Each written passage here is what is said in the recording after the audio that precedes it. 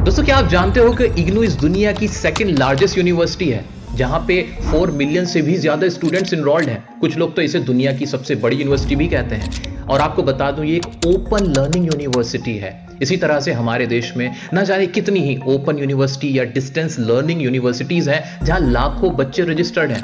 एक डेटा कहता है कि इकलौते इग्नू के अंदर ही 20% इंडियन स्टूडेंट्स रजिस्टर्ड हैं जो हायर एजुकेशन हासिल कर रहे हैं। ऐसी क्या खास बात होती है इन ओपन यूनिवर्सिटी में जो इंडिया के लाखों बच्चे खुद को रजिस्टर्ड करते हैं और यहां से पढ़ाई करते हैं? कैसे ये यूनिवर्सिटीज आपके भविष्य के साथ खिलवाड़ कर रही हैं, कैसे आपका करियर तबाह हो रहा है, ऐसे चौंकाने वाले फैक्ट्स आज मैं आपके सामने लेके आया हूं। ये वीडियो आपके लिए बहुत इंपॉर्टेंट होने वाली है और आपके बच्चों के लिए भी बहुत इंपॉर्टेंट होने वाली है। वीडियो को एंड तक जरूर देखिएगा और फिर जानिएगा कि कैसे ये यूनिवर्सिटीज आपको तबाह कर रही है।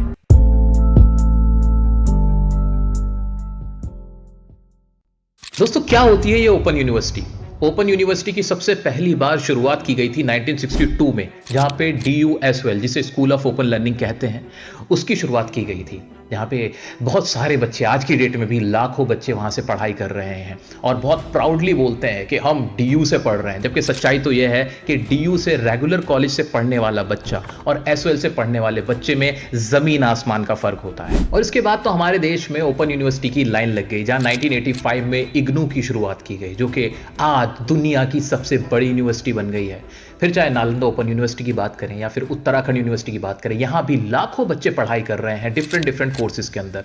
यहां पे किस तरह के कोर्सेज ऑफर किए जाते हैं और कैसे पढ़ाई होती है किसी ओपन यूनिवर्सिटी में, इसका तरीका बहुत ही सिंपल सा है। आप यहां एडमिशन लेते हो, आपकी वीकली एक वीकेंड में क्लास की जाती है जो कि ऑप्शनल होती है। चाहे तो आप वो क्लास करना चाहो ना करना चाहो, फर्क नहीं पड़ता है।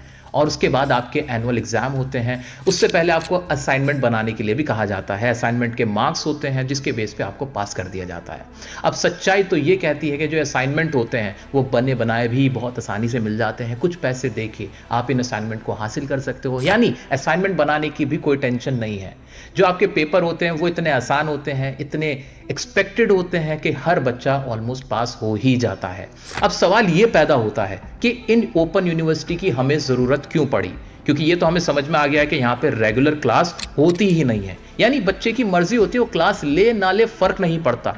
बल्कि क्लास लेनी भी है तो हफ्ते में सिर्फ एक दिन की जरूरत मानी जाती है कि सिर्फ एक दिन आ जाओ और पूरे साल की पढ़ाई आपकी इस तरह से ही खत्म कर दी जाएगी। दोस्तों, क्या आप सोच सकते हो कि जहां हमें स्कूल में पास होने के लिए डेली स्कूल जाना पड़ता है, 5-7 घंटे पढ़ाई करनी पड़ती है, कोचिंग लेनी पड़ती है, वहीं जब हम कोई BA, BCom या BSc कर रहे हैं या कोई हायर एजुकेशन हासिल कर रहे हैं, वहां हफ्ते में सिर्फ एक दिन क्लास कर लें और पूरे साल की पढ़ाई हम इस तरह से कर सकते हैं। बल्कि एक दिन की क्लास भी आपके लिए मैंडेटरी नहीं है, आपकी मर्जी, आना चाहो आओ, वरना तो कोई बात नहीं।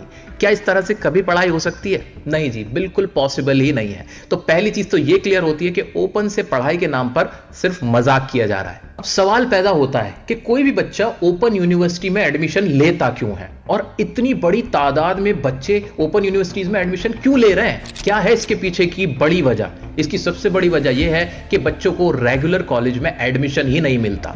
अगर बात की जाए CUET के एग्जाम की, क्योंकि रेगुलर कॉलेज में एडमिशन लेने के लिए अब आपको CUET का एग्जाम देना पड़ता है।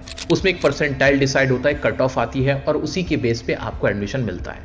तो कुछ बच्चे जो बहुत अच्छी परसेंटेज नहीं ला पाते हैं, CUET के एग्जाम को अच्छे से नहीं अटेम्प्ट कर पाते हैं, उसमें एलिजिबल नहीं हो पाते हैं, उनको फिर इन ओपन यूनिवर्सिटी में एडमिशन लेना पड़ता है।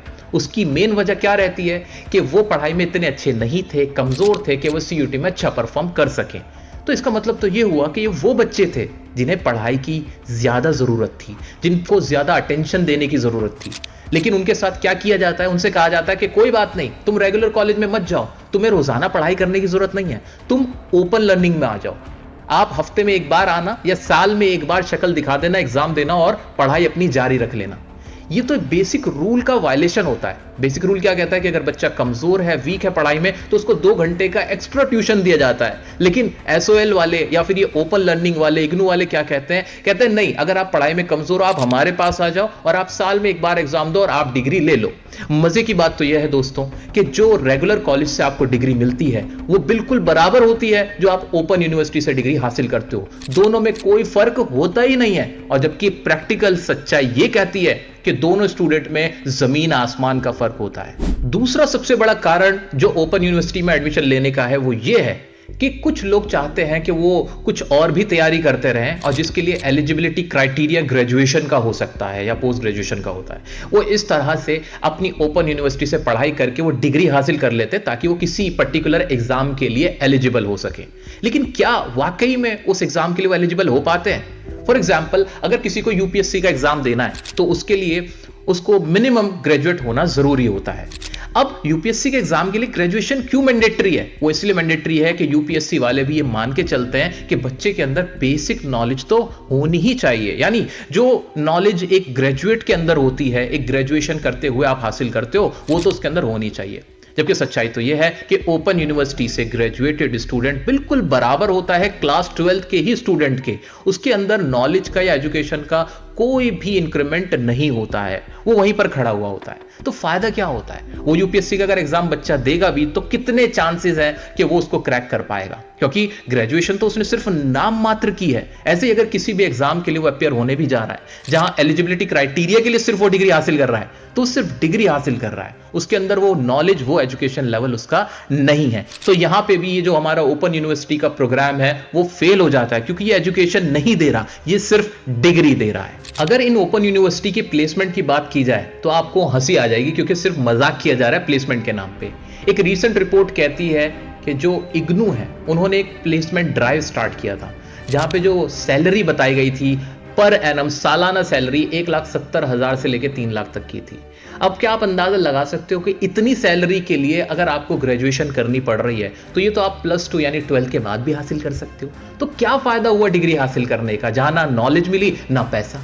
वहां सिर्फ और सिर्फ तैयार हो गए कुछ ऐसे ग्रेजुएट्स, कुछ ऐसे पोस्ट ग्रेजुएट्स जिनके पास सिर्फ एक डिग्री है, जो कि एक डमी ग्रेजुएट्स हैं। वो वाकई में पढ़े लिखे नहीं हैं जो वो नजर आ रहे हैं। एक रिपोर्ट के मुताबिक हर साल भारत में 1 मिलियन स्टूडेंट ग्रेजुएट होते हैं और किसी भी टाइम के अंदर 5 मिलियन स्टूडेंट ऐसे होते हैं जो अनएम्प्लॉयड रह जाते हैं। कौन है ये 5 मिलियन स्टूडेंट? ये क्यों अनएम्प्लॉयड रह जाते हैं? इसकी क्या एक सबसे बड़ी वजह ये नहीं है कि ये ओपन यूनिवर्सिटी से पास आउट, जिनके अंदर वो स्किल्स ही डेवलप नहीं हो पाए जो किसी इंटरव्यू में जाके क्रैक कर पाए, जो इंटरव्यू में जाके खुद को शोकेस कर पाए, प्रेजेंट कर पाए, वहां पे नौकरी के लिए एलिजिबल हो पाए? ये एक सबसे बड़ी वजह है दोस्तों, क्योंकि रेगुलर कॉलेज से या इंस्टीट्यूट से पढ़ने वाले स्टूडेंट में और ओपन यूनिवर्सिटी वाले स्टूडेंट में बहुत फर्क हो जाता है। वहां पे सिर्फ आपको किताबी नॉलेज ही नहीं मिलती किसी रेगुलर कॉलेज में, बल्कि कैसे किसी से बात करनी है, कैसे किसी से कम्युनिकेट करना है, आपका कॉन्फिडेंस लेवल, आपकी जनरल नॉलेज, सब कुछ इनहांस होती है, इंप्रूव होती है। यहां सरकार की और हमारी दोनों की जिम्मेदारी बनती है कि हम इस तरफ ध्यान दें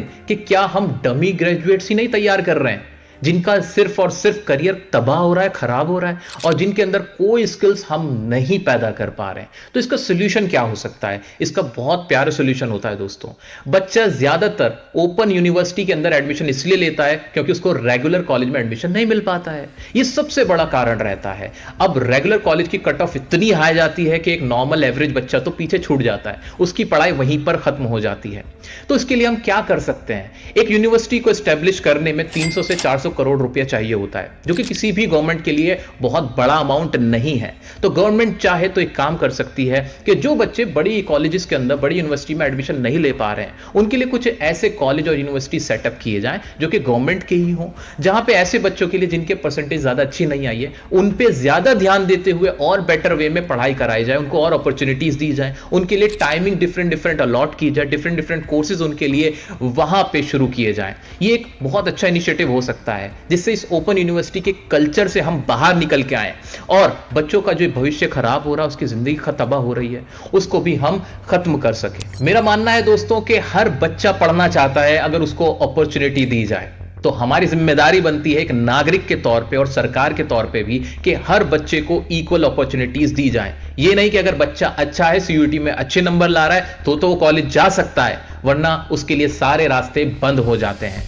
उम्मीद करता हूं कि आपको यह एपिसोड पसंद आया होगा। सभी दोस्तों के साथ शेयर करना ना भूलिए। वीडियो अच्छी लगी हो तो लाइक भी कीजिएगा, और इस उम्मीद के साथ छोड़े जाता हूं कि सरकार इस तरफ जरूर ध्यान देगी और आप लोग भी इससे जरूर कुछ ना कुछ सीखेंगे। मिलते हैं नेक्स्ट वीडियो में नेक्स्ट टॉपिक के साथ। तब तक के लिए बने रहें डियर सर के साथ।